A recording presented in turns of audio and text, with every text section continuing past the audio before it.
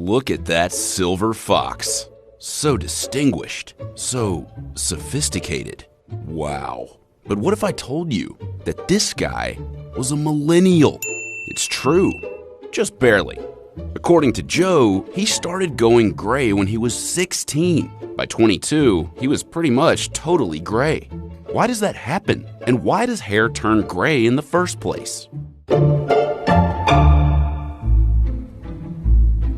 There's something about a silver fox, if you can pull it off. When I got rid of my gray hair, I wanted a natural look. But many people hate the idea of going gray.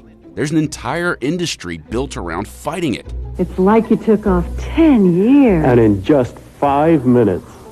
Just for men, she'll love the way you look. So why does it happen? The process of hair changing from darker color to whiter gray with age is mainly due to genetics. It can be inherited from either parent. The color of our hair is determined by the form of hair pigment that we have. The pigment is actually produced along the hair shaft. And there are two main forms of hair pigment. There's eumelanin and pheomelanin. Eumelanin is what we see in brunettes and darker haired people. And pheomelanin is what we see in blondes and redheads. The cells in our hair bulb produce a little bit of hydrogen peroxide, which is a metabolic byproduct. And typically there's an enzyme called catalase that breaks this down to water and oxygen.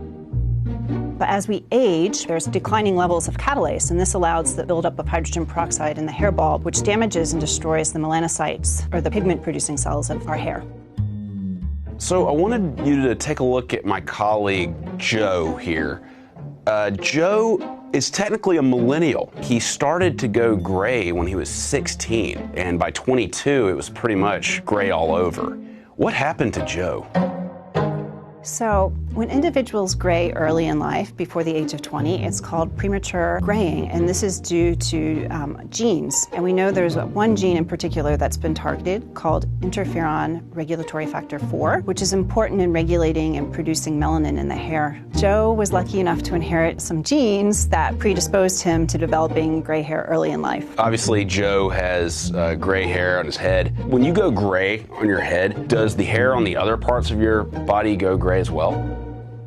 No, Joe. We can picture it. So you can grow gray hair anywhere in your body. Wherever you have hair, the hair is susceptible to oxidative damage and eventually going gray. So the main cause of going gray is genetics. But what role can stress play? After all, Obama didn't look like this when he showed up at the White House.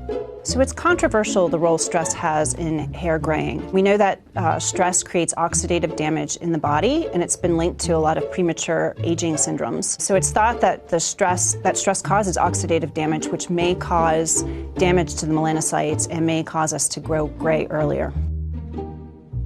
We know that smokers tend to go gray more so than the general population.